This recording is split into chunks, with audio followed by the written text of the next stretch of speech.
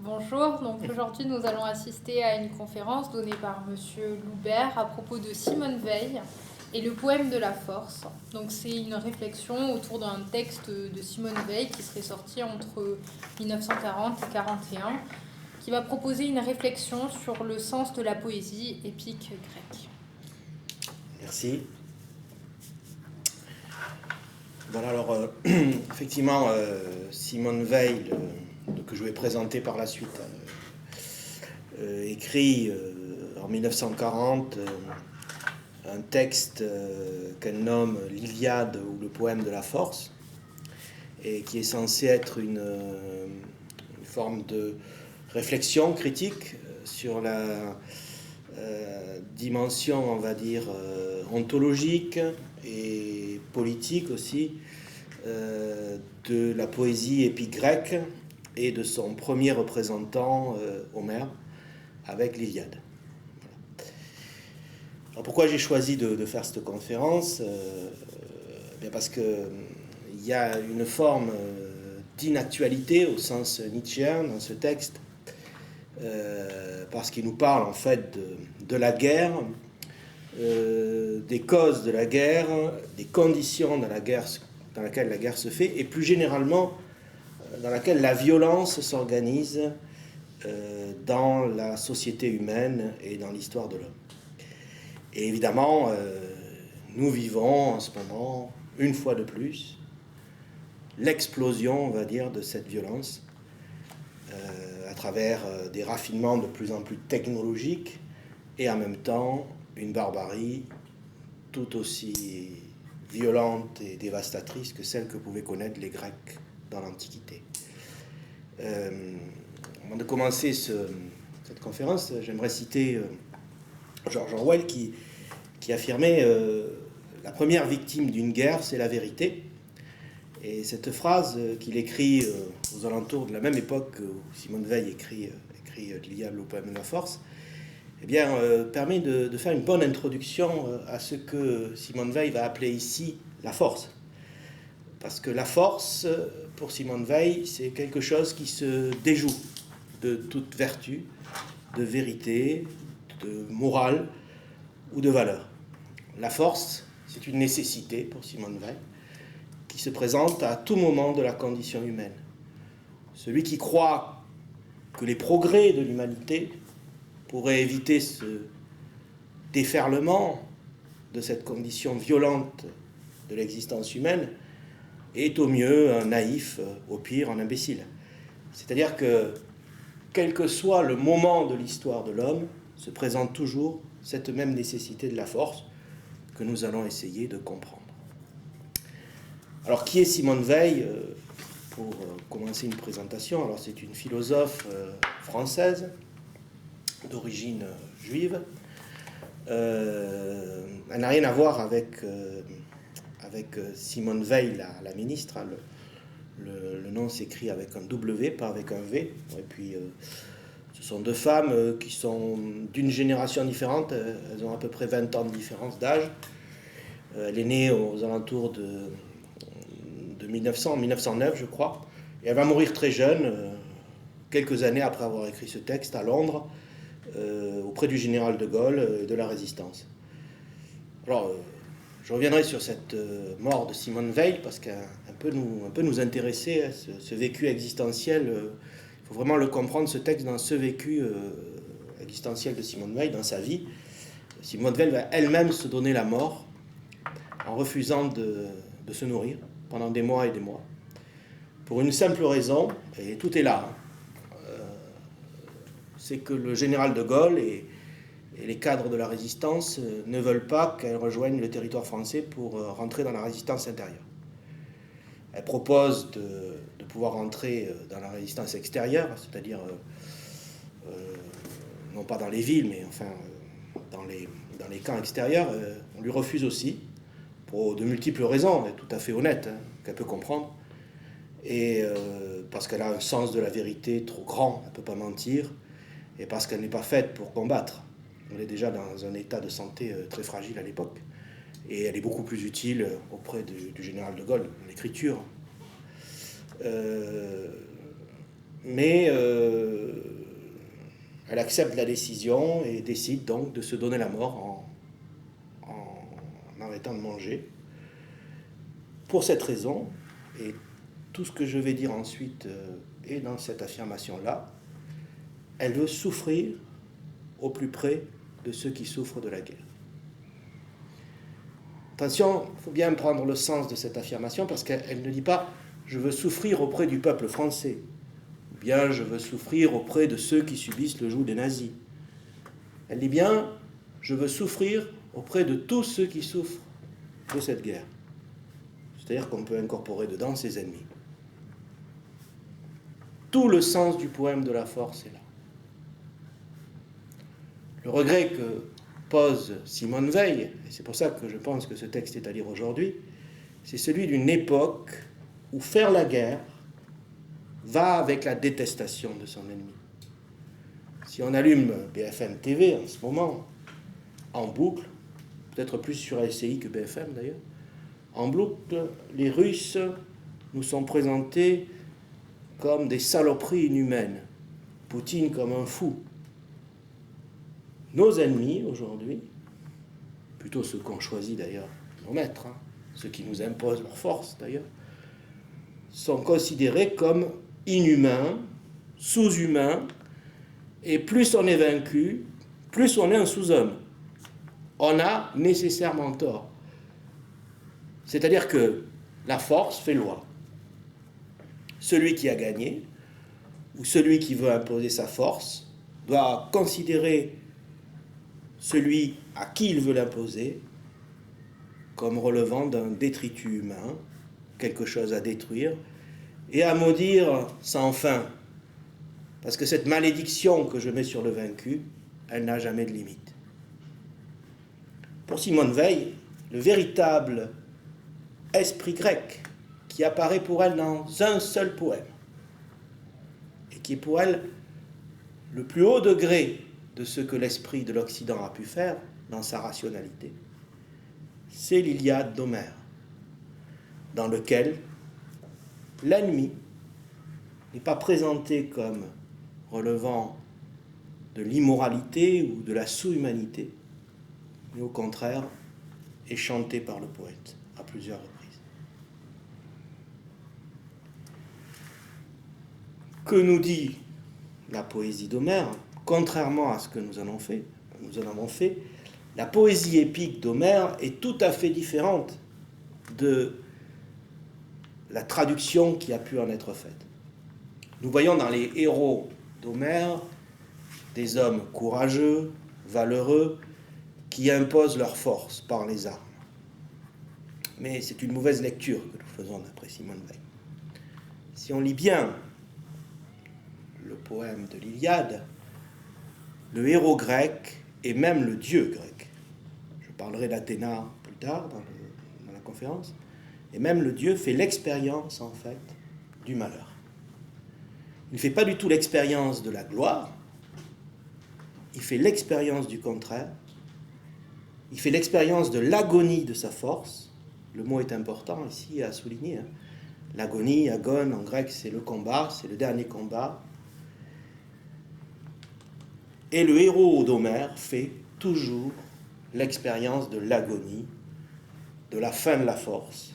En même temps aussi, et tout le paradoxe est là, ce sera le thème de cette conférence, qui fait aussi l'expérience de la force dominatrice. Qu'est-ce que ça veut dire? Ça veut dire que l'esprit grec, tel qu'Homère le présente, a une conscience tragique du paradoxe de la force. Quand je suis fort, j'écrase autrui. Et ici, on pourra y revenir. Toute force, pour Simone Veil, est nécessairement violence. Alors, c'est un point où on peut l'accuser. C'est pas, parce que la force n'est pas nécessairement violente, elle va en parler, on peut imaginer une force bienveillante, etc. Effectivement, dit Simone Veil, on pourrait imaginer une force qui défend, une force qui protège, une force qui serait du côté de la vertu, comme l'avait d'ailleurs pensé Pascal aussi. Mais attention, dit Simone Veil, c'est une vue courte. Quand nous pensons que la force peut protéger, être bienveillante, c'est simplement pour un temps. parce que dans la nécessité de la force, et ici il s'agit d'une nécessité physique, soyons bien clairs, qui est au centre de l'œuvre de Simone Weil, toute force tend à dominer par la violence et à aller au-delà de la limite. À la fin du poème de l'Iliade, protégés par Athéna, les Grecs entrent dans Troie. Et ces Grecs qu'elle a protégés, à qui elle a donné la licence d'entrer dans Troie, se mettent à violer, persécuter, tuer, massacrer les enfants, jusqu'à aller violer l'oracle dans le temple d'Athéna même. Alors Athéna comprend qu'il n'y a pas de limite à la licence de la force. Que dès que la force entre en jeu, il est dans sa nature même d'écraser sans limite. C'est le parti de Simone Weil. Il est fort discutable, mais c'est son parti. Et je le trouve intéressant parce que, pour le coup, on attaque souvent Simone Weil en parlant d'une forme d'idéalisme, mais ici, il me semble qu'il y a un très grand réalisme. Hobbes n'aurait pas dit mieux. La force n'a pas de limite. Ce qui peut la limiter, c'est la loi. Or, pour Simone Weil, même la loi ne peut pas limiter la force. Même la loi ne peut pas interdire à la force de se déverser, de violenter et de dominer sans limite. Voilà.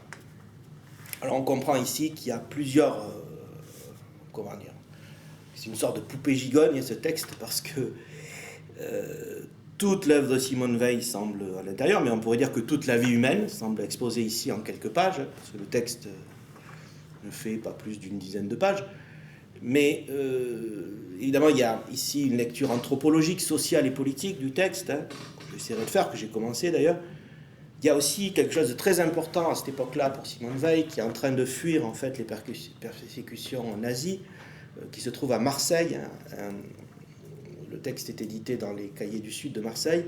Elle est protégée à Marseille, elle va partir à Londres, et c'est quelque chose qui la passionne à ce moment-là de son œuvre, c'est l'histoire des civilisations, des grandes civilisations, dans laquelle évidemment elle incorpore la civilisation grecque, qui pour elle est l'un des plus hauts moments de ce qu'elle appelle la tradition, on pourra y revenir.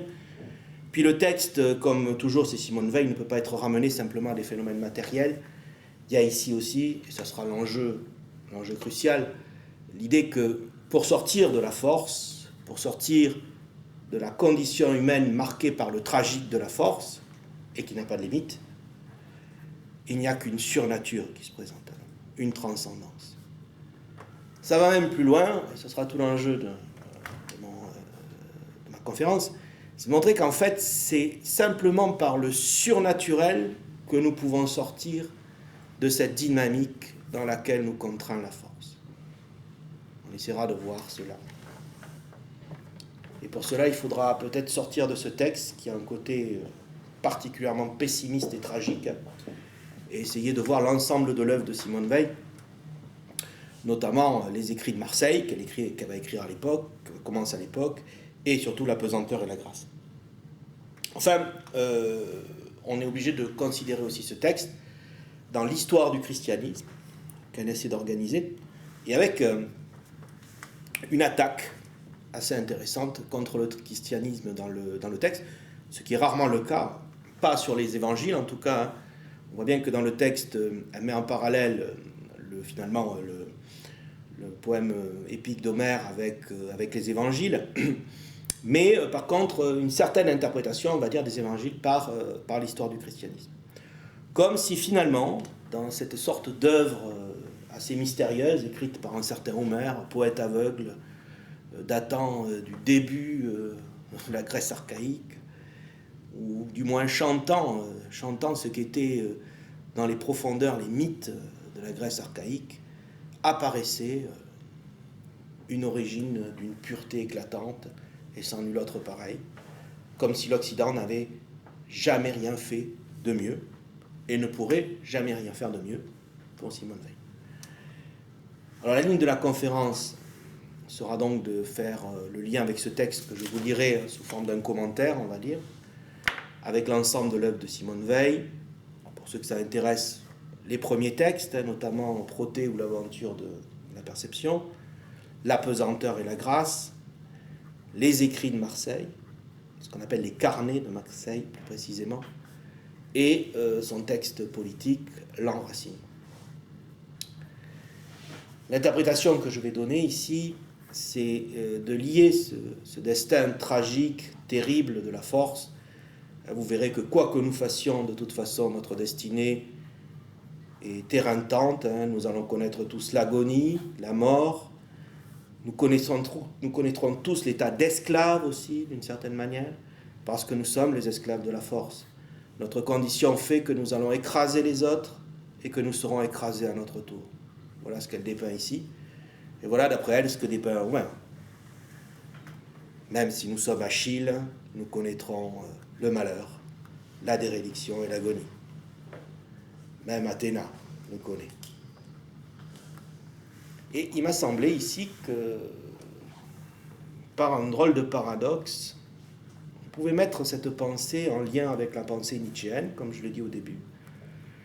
Alors évidemment, ça semble tout à fait opposé, mais on verra que dans un dernier moment, j'essaierai de montrer comment il existe un lien entre, à mon avis, cette vision de la force et la pensée nietzschéenne. Parce que pour moi, cette pensée de ce destin tragique de la force qui nous opprime et qui nous détruit, et qui surtout détruit notre âme, c'est ça qui est en jeu, c'est-à-dire ce qui relève en nous de quelque chose de supérieur et détruit par cette emprise de la force, eh bien, doit être ramené dans une sorte de dynamique qui est celle de l'élan vital, d'une volonté de puissance que rien n'arrête, et qui trouve, et là je suis assez d'accord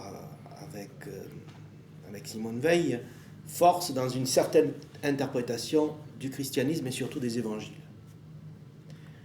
Je suis la vie, je suis le chemin, dit le Christ, et il faut bien essayer de comprendre en quoi le Christ est vie.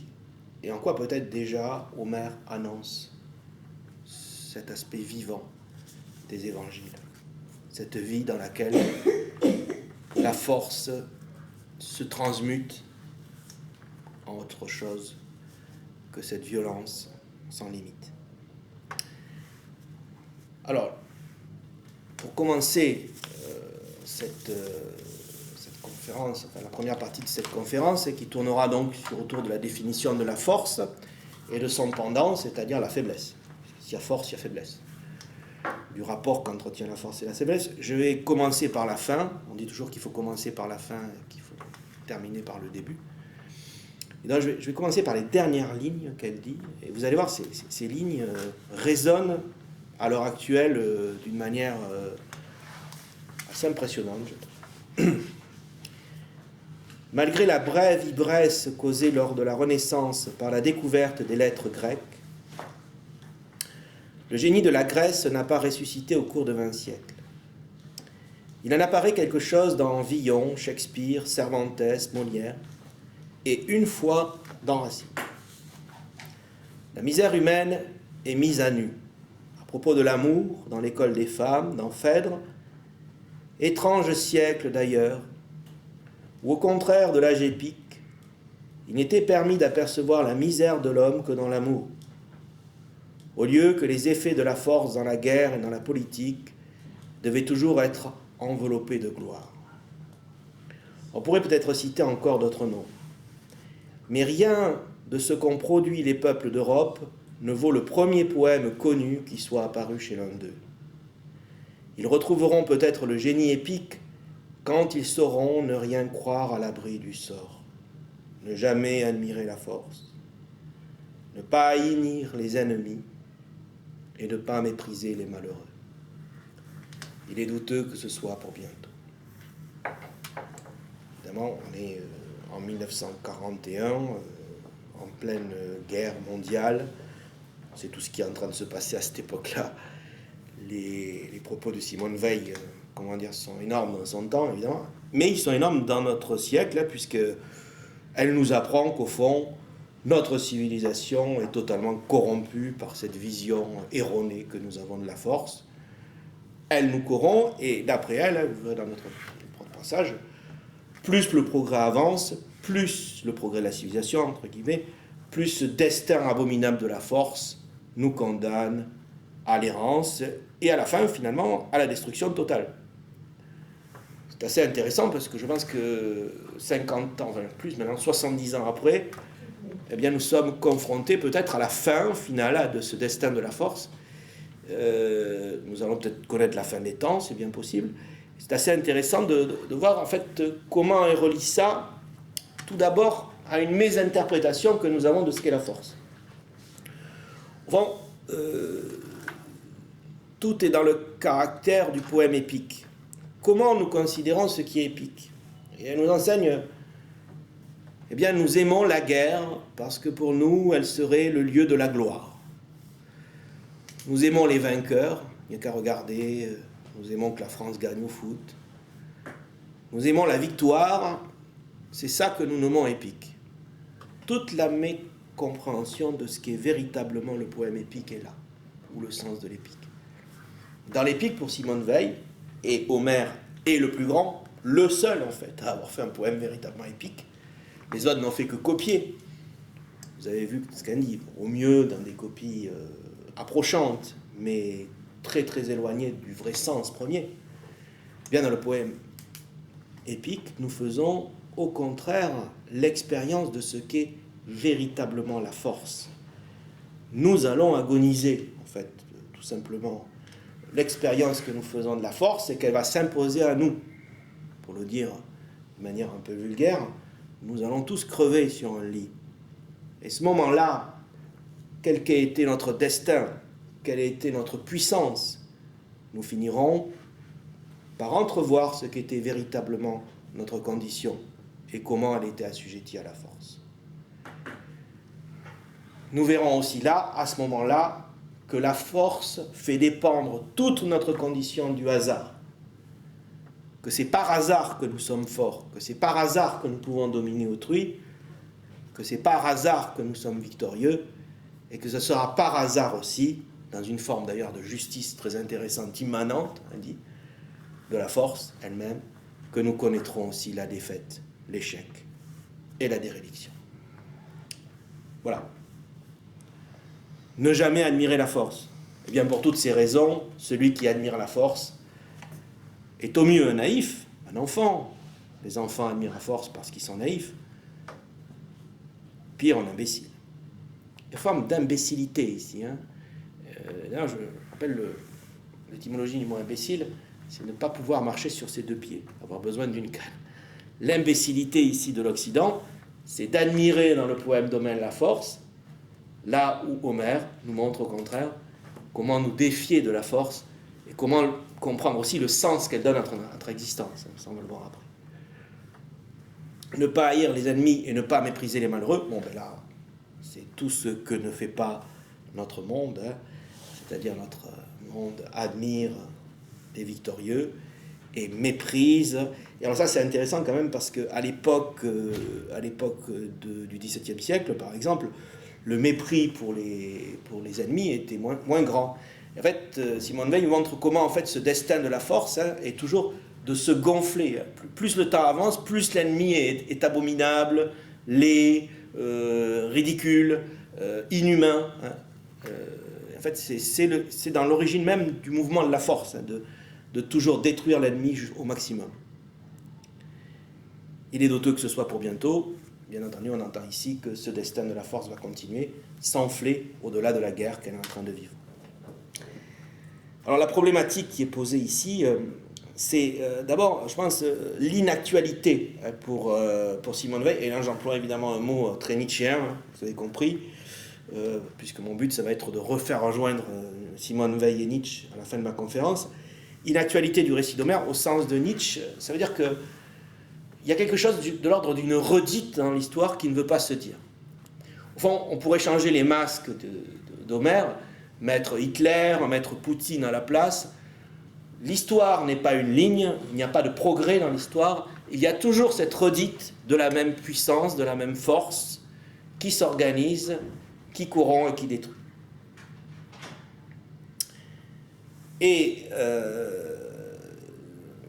la question que je vais poser, voilà, la problématique qui me semble apparaître avec ces dernières lignes, c'est en quoi, finalement, chez Omer pour Veil se dégage une forme nouvelle d'ontologie, alors très ancienne, mais une forme nouvelle d'ontologie qui ouvre sur l'horizon d'une transcendance présente au sein de la nature humaine. Ce que je veux dire par là, c'est qu'il ne faut pas considérer le destin de la force dans une dualité. C'est pas la force c'est mal, la faiblesse c'est bien. C'est pas ça qu'elle veut dire. Dans ce cas-là, on aurait pu la taxer d'une forme de naïveté. Non, la vision est beaucoup plus tranchante et tragique. La force ne va pas sans la faiblesse ne va pas sans la force. Et en fait, nous sommes obligés de passer par cette expérience pour découvrir ce que nous sommes au-delà. Voilà le vrai sens de ce que veut nous dire Simone Veil. Alors, il me semble, pour commencer, que le concept de force est essentiel dans le texte, c'est ce qu'elle nous dit d'Homère, et qu'il est essentiel aussi dans l'œuvre d'Homère. Je vais vous lire un passage qui est au début du texte. Le vrai héros, le vrai sujet, le centre de l'Iliade, c'est la force. La force qui est maniée par les hommes, la force qui soumet les hommes, la force devant quoi la chair des hommes se rétracte. L'âme humaine ne cesse pas d'y apparaître modifiée par ses rapports avec la force, entraînée, aveuglée par la force dont elle croit disposer, courbée sous la contrainte de la force qu'elle subit. Ceux qui avaient rêvé que la force, grâce au progrès, appartenait désormais au passé, ont pu voir dans ce poème un document. Ceux qui savent discerner la force, aujourd'hui comme autrefois, au centre de toute histoire humaine, y trouvent le plus beau, le plus pur des miroirs. La force, c'est ce qui fait de quiconque lui est soumis une chose. Quand elle s'exerce jusqu'au bout, elle fait de l'homme une chose au sens le plus littéral, car elle en fait un cadavre. Il y avait quelqu'un, et un instant plus tard, il n'y a personne. C'est un tableau que l'Iliade ne se lasse pas de nous présenter. Les chevaux faisaient résonner les chars vides par les chemins de la guerre, en deuil de leur conducteur sans reproche. Eux sur terre gisaient, aux vautours beaucoup plus chers qu'à leurs épouses. Le héros est une chose traînée derrière un char dans la poussière. Tout autour, les cheveux noirs étaient répandus, et la tête entière dans la poussière gisait.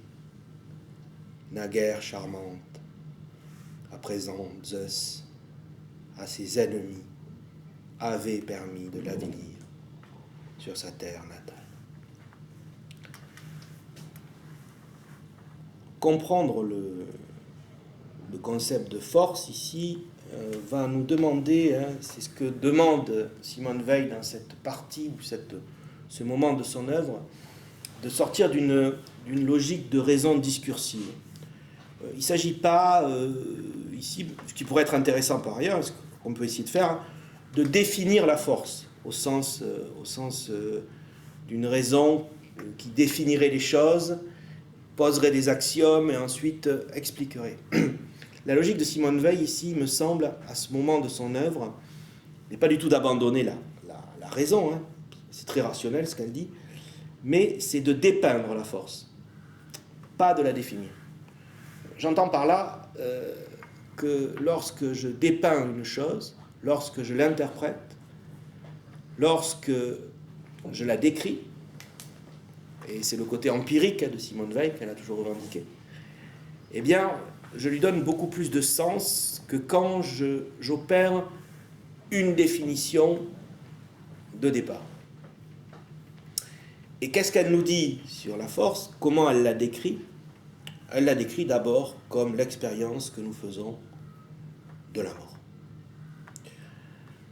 C'est-à-dire que face à la mort, nous sentons bien que quelque chose en nous n'est plus capable de recul. Face au cadavre de notre être humain, quelle que soit notre habitude de voir un cadavre, quelque chose en nous se rétracte, comme elle dit. Et vous voyez ici, il faut bien comprendre que ce qu'elle nomme force, c'est quelque chose de général. C'est une métaphore, on pourrait dire, de tout ce qui s'impose à nous en dehors de notre pouvoir. Ça veut dire aussi que nous pouvons imposer la force. Si je prends quelqu'un et que je le tue, je lui impose la force. Mais dans ce sens-là, la force, c'est ce mouvement, cette dynamique des corps qui s'entrechoquent, des causes matérielles, qui fait que quelque chose s'impose à nous et que nous allons rencontrer la mort. L'image est forte.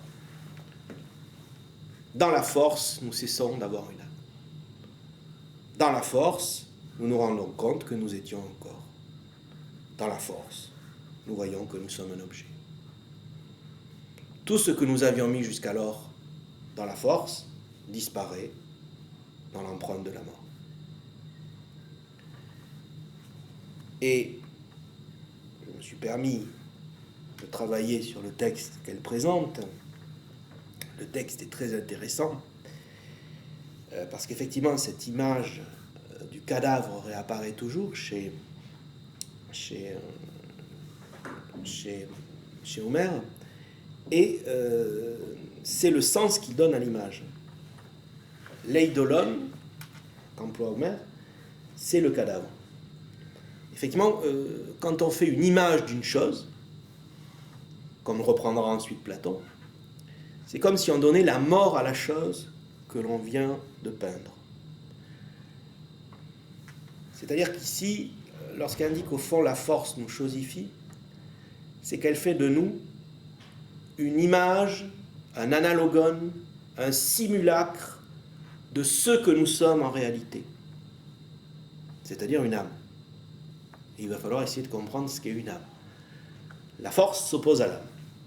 Voilà ce qu'elle sous-entend dès les premières phrases. Alors comment définir la force ? Elle y vient. Vous voyez, elle ne veut pas de suite la définir, mais elle va en donner finalement une définition qui provient de l'expérience que nous en faisons. C'est ensuite. Aussi impitoyablement la force écrase, aussi impitoyablement elle enivre quiconque la possède ou croit la posséder. Personne ne la possède véritablement. Les hommes ne sont pas divisés dans l'Iliade, en vaincus, en esclaves, en suppliants d'un côté et en vainqueurs, en chef de l'autre. Il ne s'y trouve pas un seul homme qui ne soit à quelque moment contraint de plier sous la force. Les soldats, bien que libres et armés, n'en subissent pas moins ordre et outrage. Tout homme du peuple qu'il voyait et prenait à crier, de son sceptre et le frappait et le réprimandait ainsi. « Misérable, tiens-toi tranquille, écoute parler les autres, tes supérieurs. Tu n'as ni courage ni force. Tu comptes pour rien dans le combat, pour rien dans l'assemblée. Thersites paie cher des paroles pourtant parfaitement raisonnables et qui ressemblent à celles que prononce Achille. Il le frappa, lui se courba, ses larmes coulèrent, pressées. Une tumeur sanglante sur son dos se forma, sous le sceptre d'or. Il s'assit et eut peur. Dans la douleur et la stupeur, il essuyait ses larmes. Les autres, malgré leur peine, y prirent plaisir et rirent. Mais Achille même, ce héros fier, invaincu, nous est montré dès le début du poème, pleurant d'humiliation et de douleur impuissante, après qu'on a enlevé sous ses yeux la femme dont il voulait faire son épouse, sans qu'il ait osé s'y opposer. Voilà la définition de la force. La force, c'est ce qui écrase sans pitié. Encore une fois, Simone Weil se déjoue d'une définition discursive de la force. La force, c'est d'abord le sentiment que nous avons face à ceux qui nous oppressent, ceux qui nous dominent, ceux qui nous contraignent, ceux contre quoi nous pouvons lutter. Et le destin de la force est qu'elle contraint, opprime tous. Celui qui va mourir dans l'agonie, le cadavre que nous avons devant nous, qui est écrasé finalement par elle, mais aussi l'esclave, bien évidemment. Celui qui subit une destruction intérieure de son âme. Celui qui subit une violence, non pas contrainte physiquement, mais moralement, à s'auto-annihiler. Pour elle, l'esclave, c'est celui à qui on enlève la parole, celui à qui on enlève le verbe, celui, comme dans ce qui est présenté ici, on demande d'écouter la parole du maître. On pourrait alors se dire que finalement, le monde se séparerait en maître et en esclave. Mais pour Simone Weil, ceux qui subissent le plus haut degré de l'imposition de la force, c'est ceux qui la font subir aux autres. Alors ça peut paraître assez étrange, hein, mais cela s'explique. C'est-à-dire que l'ontologie de Simone Weil, par ontologie j'entends ici un discours sur l'être. L'ontologie de Simone Weil suppose que la force n'appartient pas à une personne. C'est l'être qui est la force. C'est la manifestation matérielle de l'être qui est la force. On part donc ici d'une première définition qui est celle d'une expérience vécue de la force, comme ceux qui nous dominent, ceux qui nous contraignent, ceux qui nous tuent, ceux qui nous écrasent, tout simplement. Hein. La force écrase. Sans aucune pitié, ça va être important. Parce que s'il n'y a pas de pitié, il n'y a pas de limite. Mais en fait, on arrive petit à petit à une définition beaucoup plus, alors je dirais pas métaphysique, parce que ce n'est pas le cas, mais ontologique. C'est-à-dire, la force est un élément de l'être, ou la force est l'être tel qu'il se présente dans la condition matérielle de l'homme. Nous ne ferons pas, dans notre condition matérielle, en tant que corps, l'expérience d'autre chose. Tout est question de force. Là, on pourrait reprendre la physique, hein, voilà, simplement le jeu des forces en physique, mais ça va bien sûr plus loin, parce que cette naturalité de la force s'exprime dans la condition humaine à travers la société, la politique, comme on l'a vu, et la guerre surtout. Et ce qui est assez étrange, c'est qu'en fait, personne ne possède la force, mais tout le monde est écrasé par la force, y compris le bourreau. Et elle va nous expliquer pourquoi. C'est le texte suivant. À force d'être aveugle, le destin établit une sorte de justice, aveugle elle aussi, qui punit les hommes armés de la peine du talion. Iliade a formulé longtemps avant l'Évangile, et presque dans les mêmes termes. Arès est équitable, et il tue ceux qui tuent. Si tous sont destinés en naissant à souffrir la violence, c'est là une vérité à laquelle l'empire des circonstances ferme les esprits des hommes. Le fort n'est jamais absolument fort, ni le faible absolument faible, mais l'un et l'autre l'ignorent. Ils ne se croient pas de la même espèce, ni le faible ne se regarde comme le semblable du fort, ni il n'est regardé comme tel.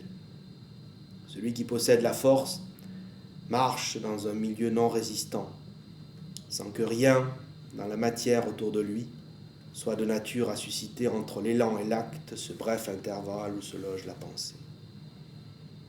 Où la pensée n'a pas de place. La justice ni la prudence n'en ont. C'est pourquoi ces hommes armés agissent durement et follement. Leur arme s'enfonce dans un ennemi désarmé qui est à leurs genoux. Ils triomphent d'un mourant en lui décrivant les outrages que son corps va subir. Achille égorge 12 adolescents troyens sur le bûcher de Patrocle, aussi naturellement que nous coupons des fleurs pour une tombe. En usant de leur pouvoir, ils ne se doutent jamais que les conséquences de leurs actes les feront plier à leur tour. Quand on peut d'un mot faire taire, trembler, obéir un vieillard, réfléchit-on que les malédictions d'un prêtre ont de leur apparence aux yeux des devins? S'abstient-on d'enlever la femme aimée d'Achille quand on sait qu'elle et lui ne pourront qu'obéir. Achille, quand il jouit de voir fuir les misérables Grecs, peut-il penser que cette fuite, qui durera et finira selon sa volonté, va faire perdre la vie à son ami et à lui-même?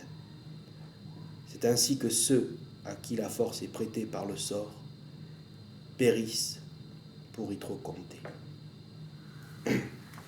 Évidemment, ça rappelle les évangiles, on commence à en parler à ce moment-là. Alors d'ailleurs, la loi du talion, finalement, elle n'est pas donnée dans les évangiles, mais elle est donnée dans la Bible. Mais ça rappelle surtout la phrase des évangiles qui est dite par Jésus à Pierre, celui qui a vécu par l'épée périra par l'épée. Et effectivement, dans cette phrase du Christ, au moment où on vient le chercher et où il accepte son destin, là commence le surnaturel pour Simone Veil. Commence le surnaturel.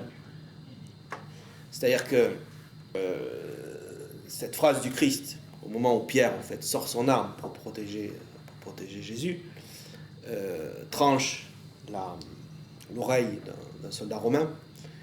Et là, le Christ l'interdit, en fait, de sortir l'épée. Il dit, celui qui a vécu par l'épée périra par l'épée. Eh bien, en fait, pour Simone Veil, elle ne le cite pas, mais en gros, ce qui est un sous-entendu, c'est la seule sortie possible de la force, de la condition dans laquelle nous conduit la force. Si nous acceptons à tout moment d'aller dans la force, alors nous allons vers notre propre fin. Il y a une sorte de justice immanente dans la force elle-même. Et l'interprétation ici de la loi du talion est très intéressante, puisqu'en fait Simone Veil la ramène, elle va le dire plus tard, je crois qu'elle le fait, non, elle ne le fait pas là, elle le fait plus tard, au karma. C'est-à-dire, elle établit en fait une forme, on va dire, de lecture parallèle des grandes religions et des civilisations, c'est ce qu'elle fait à cette époque. Et pour elle, en fait, il faut interpréter cette loi du talion, œil pour œil, dent pour dent, dans le cadre de ce que la philosophie et la religion orientale expliquent comme karma. C'est-à-dire, nous ne pouvons pas considérer que si nous marchons dans la force, nous n'aurons autre chose que la force. C'est ce que Bouddha appelait le cercle rouge, dans un de ses enseignements. Celui qui t'a tué, tu le tueras dans une autre vie, dit-il. Et si tu le tues dans une autre vie, eh bien, il reviendra te tuer dans une prochaine. Ça s'applique dans le champ de la réincarnation, mais ça s'applique aussi dans le champ tout simplement de l'existence. C'est-à-dire, si je vis par le fer, comme savent tous les soldats, si je vis par l'épée, si je vis par le revolver, eh bien, je finirai par mourir par le revolver. L'enseignement du Christ, ici, est un enseignement, en fait, qui corrobore dans une nouvelle alliance ce qu'était la loi du talion. Voilà ce que semble nous dire Simone Veil. Sauf que nous ne comprenons pas la loi du talion parce que nous sommes des imbéciles. Nous voyons dans la loi du talion le droit de nous venger, c'est-à-dire le droit que nous avons, et ça, c'est le destin de la force, d'entrer dans le cercle rouge de la violence, puisque nous sommes, d'une partie de notre condition, liés à la force. Mais effectivement, tout ce que nous devrions essayer de faire, c'est en sortir. C'est d'autant plus fort ce qu'elles disent que Achille est un personnage très ambivalent. Elle le cite beaucoup dans le texte. On sait qu'Achille, en même temps, est capable d'horreur. Effectivement, il est capable d'humilier un vieillard, il est capable de donner en sacrifice des enfants, il est capable de refuser la guerre au moment où ses propres camarades ont besoin le plus de lui, mais il est capable aussi de pleurer sans limite pour son meilleur ami. Il est capable de grands sentiments envers sa femme, très digne et très beau, et évidemment d'un grand courage et d'un grand sens du sacrifice. Tout est là. Nous sommes tous comme Achille. Nous sommes des salauds vertueux. Et en fait, c'est très compréhensible que nous soyons des salauds vertueux, puisque nous vivons dans le règne de la force. Et la dernière vertu de la force, c'est qu'elle nous rend justice par rapport au choix que nous avons fait dans notre libre arbitre. Nous l'avons choisi, eh bien nous périrons par elle. Mais alors, pour me répondre, le Christ s'en prend encore plus dans la gueule, excusez-moi du terme, du fait de ne pas vouloir. Et c'est toute la question de Simone Veil qui commence là. C'est-à-dire que considérer la force, c'est considérer une sortie qui dépasse cette dualité apparente entre le bourreau et la victime.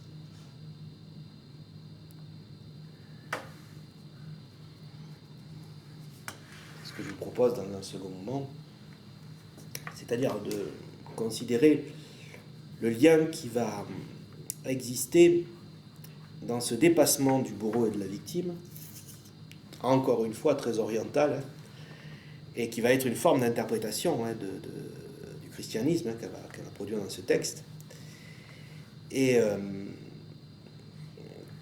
qui va nous permettre en fait d'amener un troisième élément. On a vu qu'il y avait la force, on a vu qu'il y avait l'assujettissement à la force, la faiblesse, le lien de la force à la faiblesse. Et en fait, il va falloir amener un troisième élément, il me semble, pour bien lire ce texte, qui n'apparaît pas dans le texte.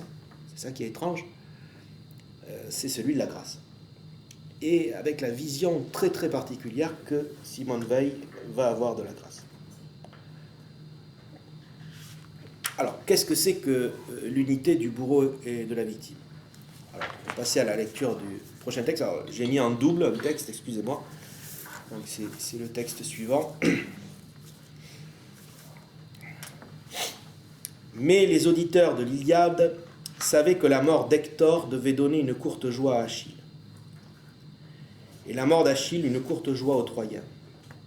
Et l'anéantissement de Troie, une courte joie aux Achéens. Ainsi, la violence écrase ce qu'elle touche. Elle finit par apparaître extérieure à celui qui la manie, comme à celui qui la souffre. Alors naît l'idée d'un destin sous lequel les bourreaux et les victimes sont pareillement innocents. Les vainqueurs et les vaincus, frères de la même misère. Le vaincu est une cause de malheur pour le vainqueur, comme le vainqueur pour le vaincu. Un seul fils lui est né, pour une vie courte. Et même il vieillit sans mes soins, puisque bien loin de la patrie, je reste devant Troie à faire du mal à toi et à tes fils. Un usage modéré de la force, qui seul permettrait d'échapper à l'engrenage, demanderait une vertu plus qu'humaine, aussi rare qu'une constante dignité dans la faiblesse. D'ailleurs, la modération non plus n'est pas toujours sans péril, car le prestige qui constitue la force, plus qu'aux trois quarts, est fait avant tout de la superbe indifférence du fort pour les faibles, indifférence si contagieuse qu'elle se communique à ceux qui en sont l'objet. Mais ce n'est pas d'ordinaire une pensée politique qui conseille l'écrit. C'est la tentation de l'excès qui est presque irrésistible. Les paroles raisonnables sont parfois prononcées dans l'Iliade. Celles de Thersites le sont au plus haut degré.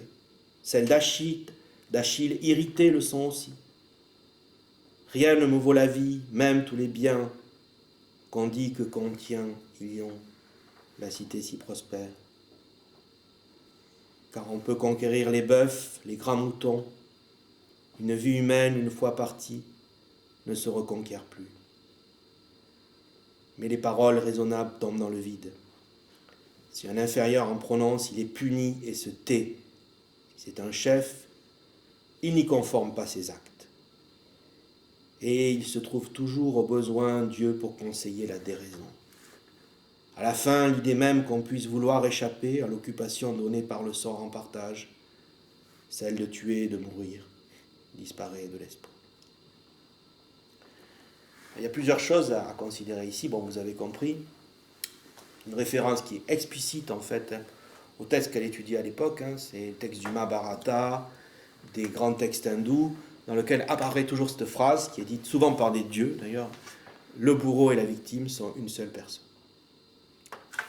Elle est en train de faire une explicitation, en fait, du poème d'Homère, à travers cette lecture de l'œuvre indienne, à travers cette phrase très forte, qui a quelque chose de terrible pour tout chrétien croyant ou chrétien, on va dire, social, anthropologique, culturel. Nous ne supportons pas, évidemment, quand nous passons à côté d'Auschwitz, de nous dire que les bourreaux et les victimes sont les mêmes. Eh bien ici, Simone Weil nous demande de passer à ce niveau-là. Elle nous demande de considérer qu'effectivement, si la force s'impose à l'homme comme l'essence de l'être matériel qu'il est, alors que je tue ou que je sois tué, je suis du côté de la force. Et il semblerait qu'en fait, il n'y ait pas de sortie possible.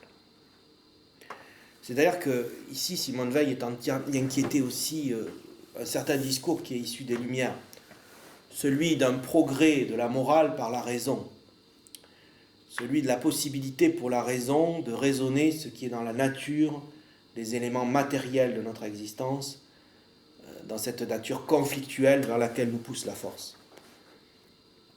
Quand on lit ce texte, on a même l'impression que cette forme de raison morale qui serait censée amener une tempérance, l'idée très grecque au fond d'une arrêté, d'une voie du milieu, est incapable en fait totalement non seulement d'arrêter la force, mais qu'en plus d'une certaine manière elle l'entretient.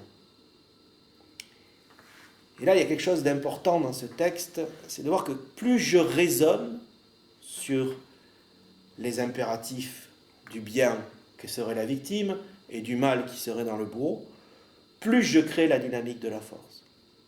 Ce qui veut dire, je vais essayer d'être clair, comme nous l'enseigne Bouddha dans le cercle rouge, plus je dis que la victime, que le bourreau est coupable et que la victime est innocente, plus je donne raison à la victime pour qu'elle se venge du bourreau. C'est la logique implacable de la force.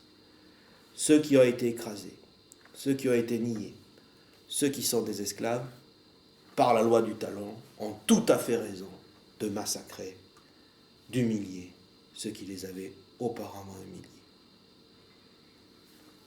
Voilà d'une façon très pratique ce que veut dire cette identité entre bourreau et victime. La victime sera un jour le bourreau d'un autre. Sera un jour le bourreau d'un autre si elle consent à la logique de la force. Et là se présente bien ce qu'elle nous dit. Quelques hommes ont été constants dans la faiblesse. Quelques hommes ont réussi à être constants dans la dignité de la faiblesse. Et là, elle s'adresse très clairement à un certain type d'hommes. Ce sont les saints, et c'est leur modèle, le Christ. C'est-à-dire que, quelque part dans le pessimisme de l'Iliade, apparaît pour Simone Weil l'intuition pré-chrétienne de la venue du Christ. Au fond, et ça c'est assez clair dans son œuvre, ça peut être très choquant d'ailleurs pour certains, elle veut remplacer, il me semble, c'est une interprétation, elle ne le dit pas, mais elle veut remplacer en fait l'Iliade, elle veut remplacer la Bible hébraïque par l'Iliade. C'est-à-dire que Simone Weil n'arrive pas à voir dans la Bible hébraïque cette intuition de ce rapport de la force à la faiblesse et de ce déplacement. Elle n'a pas tous les torts, elle a peut-être une lecture un peu radicale. Il y a des passages dans la Bible où on peut voir ça aussi, pour l'entendre d'une certaine manière, mais la description effectivement que nous fait la Bible de Dieu, du dessein de Dieu, c'est le dessein de la force, c'est pas le dessein de la faiblesse. Voilà un petit peu le lieu où elle se situe, et il va falloir à ce moment-là sortir de ce dessein. Comment en sortir? Homère ne propose pas de sortie. Elle dira dans le texte, il faut bien que dans toute cette noirceur apparaissent quelques lumières. Mais je dirais, un petit peu comme dans une œuvre déjà baroque, ce poème épique, nous voyons des vertus extraordinaires dans ces héros, parce que tout est tellement noir qu'au fond, la moindre vertu nous paraît comme surhumaine. Et Simone Weil dit, c'est le génie d'Homère, c'est de montrer à quel point nous sommes dans un monde horrible, à quel point nous sommes tous confrontés au malheur, que lorsque nous nous élevons à une vertu, la petite lumière que nous trouvons devient un soleil. L'amitié qui est présentée ici, le respect de l'ennemi, et au milieu de tous ces combats affreux, la nostalgie du foyer, de la femme, de la vie familiale, de l'enfant. Et pour Achille, par exemple, et pour d'autres, l'amour qu'ils portent à leur épouse.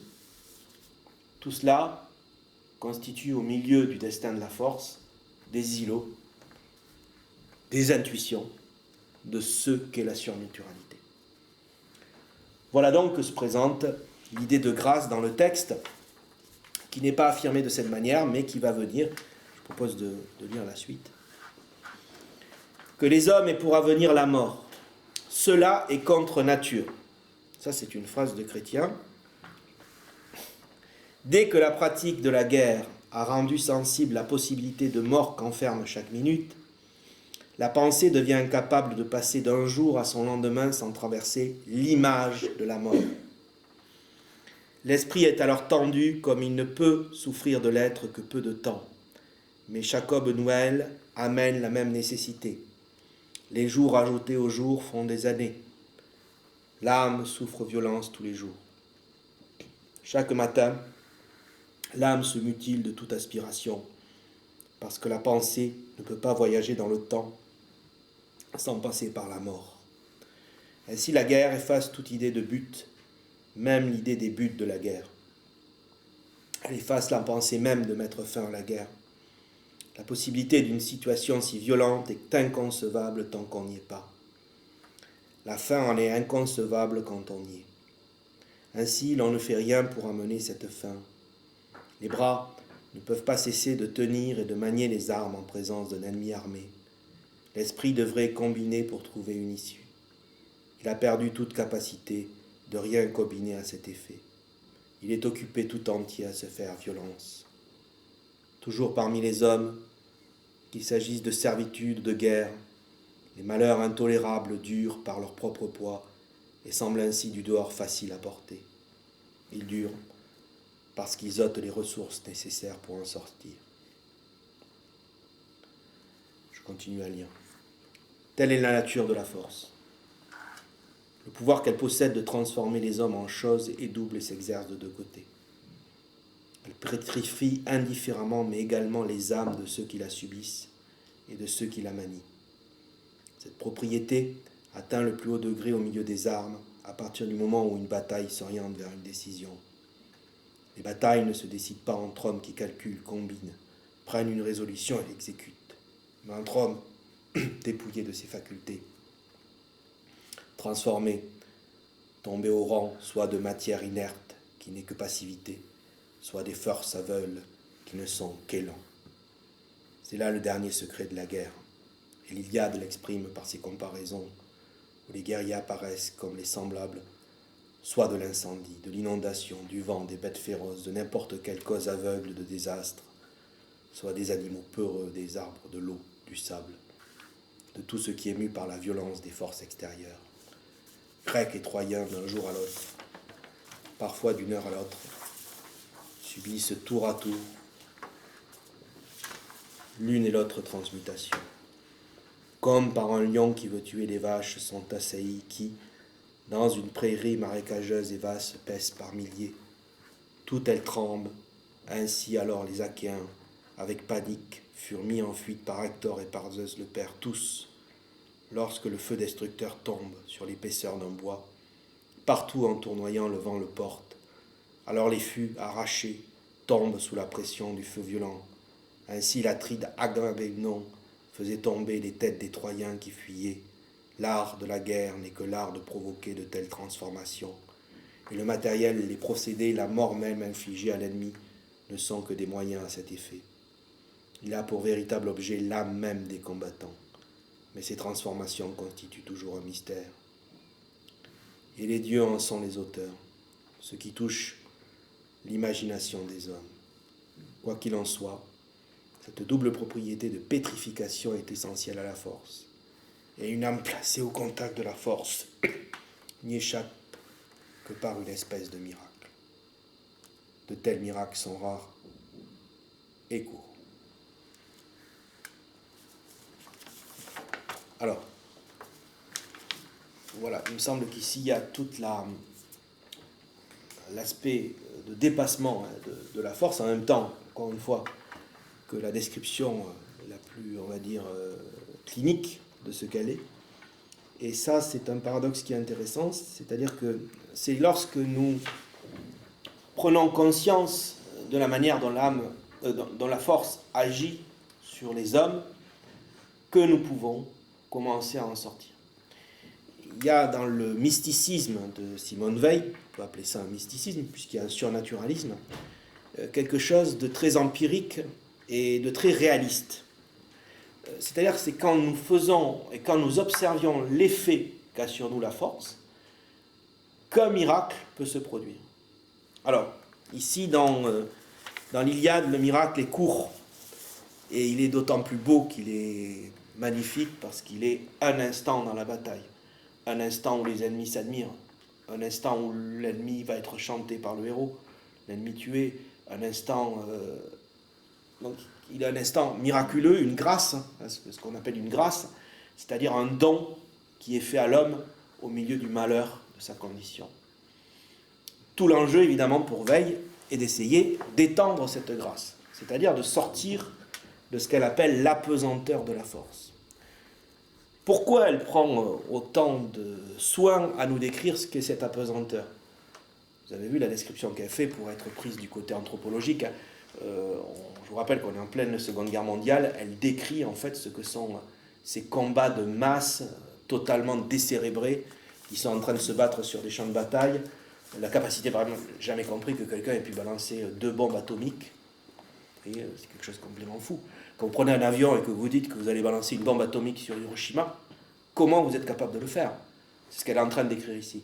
Encore une fois, il ne s'agit pas de juger, hein, parce que si on suit Simone Weil, celui qui balance la bombe atomique est encore plus malheureux que celui qui se la prend sur la gueule. Hein.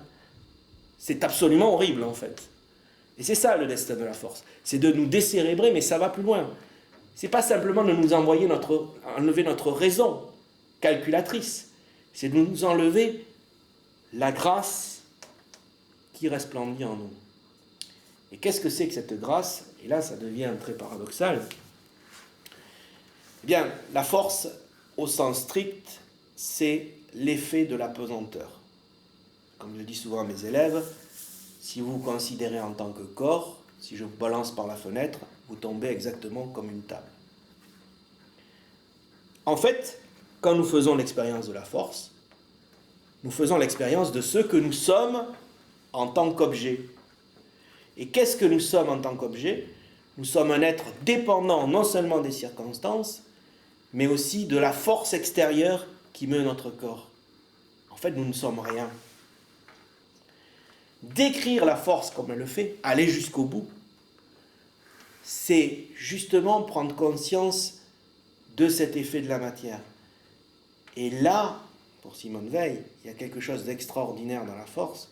Vous avez vu que la force a mené, en fait, au karma, c'est-à-dire une forme de justice immanente. Elle condamne celui qui s'y a donné. Mais la compréhension de la force nous permet, en fait, de nous élever. Bon, je vais prendre un effet physique, c'est très simple. Hein. Si vous prenez un objet et que vous le compressez au maximum, que vous l'écrasez au maximum, que vous relâchez la pression, eh bien, il va s'élever. Voilà l'effet qu'a sur nous la force. En même temps, si nous nous y adonnons, elle détruit totalement notre âme, et ça sera sans rémission, ça s'appelle la damnation. Nous serons damnés. Ça veut dire donc que pour Simone Weil, si on réfléchit bien, les 3/4 de l'humanité sont damnés.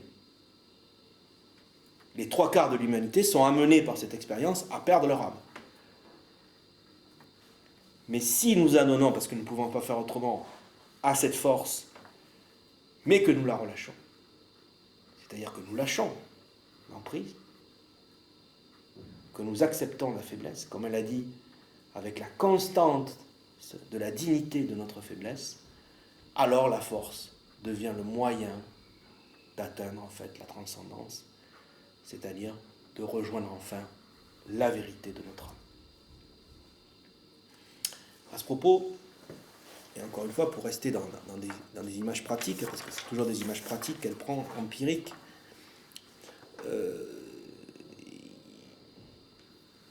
il s'agit de concevoir qu'en fait, dès que nous nous trouvons face à celui qui subit l'effet de la force, quelle qu'elle soit. Que ce soit le tyran, et ça c'est Platon qui parle ici, le tyran est l'homme le plus malade, mais que ce soit celui qui est tyrannisé, et quelle que soit la raison pour laquelle il est tyrannisé. Il est peut-être tyrannisé tout à fait à raison, justement. Vous voyez, il a pu voler quelque chose, alors on l'humilie, on lui fait honte, parce que ça va lui faire du bien, et puis ça nous fait du bien. Vous voyez. Mais là, en fait, dès que se présente ça, nous devons nous mettre du côté de la faiblesse. Alors évidemment, on peut se dire, mais quel intérêt? Eh bien, le seul intérêt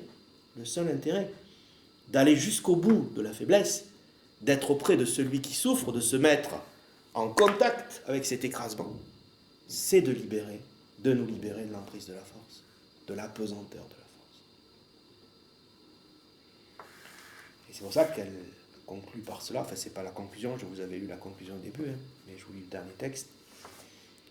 Quoi qu'il en soit, ce poème est une chose miraculeuse.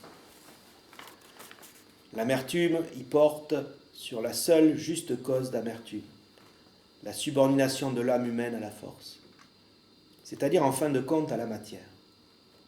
Cette subordination est la même chez tous les mortels, quoique l'âme la porte diversement selon le degré de vertu. Nul dans l'Iliade n'y est soustrait, de même que nul n'y est soustrait sur terre. Nul de ceux qui y succombent n'est regardé de ce fait comme méprisable. Tout ce qui, à l'intérieur de l'âme et dans les relations humaines, échappe à l'empire de la force est aimé, mais aimé douloureusement, à cause du danger de destruction continuellement suspendu. Tel est l'esprit de la seule épopée véritable que possède l'Occident.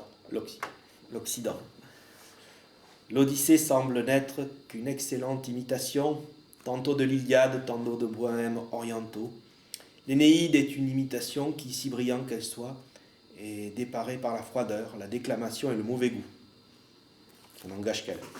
Les chansons de geste n'ont pas su atteindre la grandeur, faute d'équité. La mort d'un ennemi n'est pas ressentie par l'auteur et le lecteur, dans la chanson de Roland, comme la mort de Roland. Voilà le miracle que propose donc le texte d'Homère. C'est celui d'opérer une transmutation dans l'échelle des valeurs. Et alors, je ne sais pas si j'ai le temps, j'ai pris beaucoup de temps là, non? On peut dire jusqu'à la demi si tu veux. Voilà, mais je vais terminer parce que je voulais.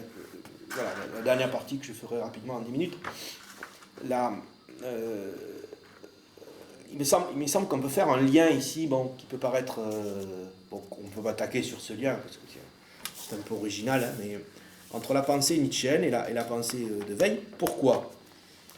Bon, il y a une opposition de base. Nietzsche, au début de... Bon, je vais citer une phrase les plus célèbres, les plus abominables de Nietzsche, évidemment. Bien que j'aime bien cette phrase, pour certaines raisons aussi. C'est au début de Par-delà le bien et le mal, je crois, hein, c'est ça. Que périssent les faibles. Évidemment, quand on entend cette phrase de Nietzsche, on se dit c'est exactement le contraire de ce que dit Simone Weil. Et on est bien d'accord. Mais alors, ce qu'il y a d'intéressant toujours, c'est que dans l'ordre de la pensée, on ne peut pas dire une chose contradictoire si on n'a pas pensé la même chose. C'est-à-dire, ce qui m'intéresse chez Nietzsche et chez Simone Weil, c'est qu'ils pensent, ils ont le même problème. Et ça c'est quelque chose d'intéressant parce qu'ils se posent la même question, ils ont le même problème, et ils le vivent dans leur sang. Il y a une autre phrase qui est intéressante de Nietzsche, c'est « il faut écrire avec son sang ».